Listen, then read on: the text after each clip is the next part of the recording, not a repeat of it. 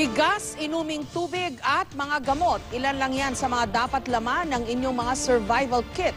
Pero bukod dyan, mahalaga ring alamin ang ibig sabihin ng mga color-coded alert tuwing may bagyo o anumang emergency. Live mula sa tanggapan ng Pag-asa sa Quezon City, may report si Bam Alegre. Bam? Jessica, mahalagang huwag balewalain yung mga rainfall advisories ng Pag-asa. Color-coded ito at alamin ang ibig sabihin nito sa aking ulat. Sa tuwing nagbabadya ang masamang panahon, naglalabas ng rainfall advisory ang DOST Pag-asa. Para magabayan ng mga tao, may color coding ang mga abisong ito. Ang tanong, naiintindihan naman kaya ng taong bayan ang kahulugan o ibig sabihin ng mga kulay na ito? Orange rainfall advisory, ma'am. Alam niyo po ibig sabihin. Yung yellow rainfall advisory, alam niyo po kaya? Hindi ko na pala. Ano po kaya ibig sabihin pag yellow? Maaraw po. O mas maraming ulan. Kasi red eh. Sa bawat rainfall warning, may sinusunod na sukat ng ulan. Pero ang mahalaga lang tandaan dito, yellow, caution, orange, go, at red, stop.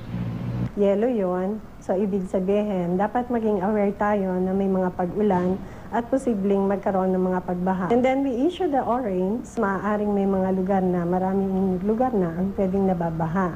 And then we issue the red, kung mas grabe na yung pag-ulan, mas malakas, mas matindi. Iba rin daw ang color coding system ng National Disaster Risk Reduction and Management Council.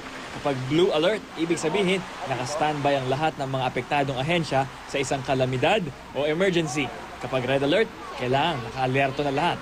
Para hindi mabulaga sa oras ng kalamidad, mahalaga ang masusing paghahanda. Ang Philippine Red Cross ay tinuturo sa iba't ibang komunidad ang kahalagahan ng survival kit. Taglay dapat nito ang mga pangangailangan ng pamilya sa loob ng 3 araw. Ang very important part ng sa isang disaster cycle, no, ay ang paghahanda. Whether may disaster o wala, naghahanda tayo. May iba't ibang diskarte rin ang ilan nating kapuso para paghandaan ang sama ng panahon. Ihanda na natin, kagaya ng mga flashlight, radyo, gamot, pagkain. Dapat naka-intact yan lahat. Lagi kaming nanonood ng TV. Ibinahagi sa amin ni Martin, isang prepper, kung gaano kaseryoso ang kanyang paghahanda para sa bagyo o anumang sakuna. Makikita sa kanyang bahay ang stock ng pagkain, mga gamot, tubig, pati mga two-way radio na pwedeng magamit sakaling bumagsak ang cellphone communication. Dapat na stockpiler, resourceful, survivalist. Mahalaga rin daw ang tinatawag na bug-out bag o go bag, isang bag na may lamang pagkain, tubig, first aid kit at iba pang bagay na makatutulong para malusutan mo ang mga unang araw ng isang kalamidad. Hindi raw kailangan gumastos na malaki sa mga paghahanda, pero mahalagang laging handa sa anumang sakuna. 4-letter R's. Now, the first R is recruit.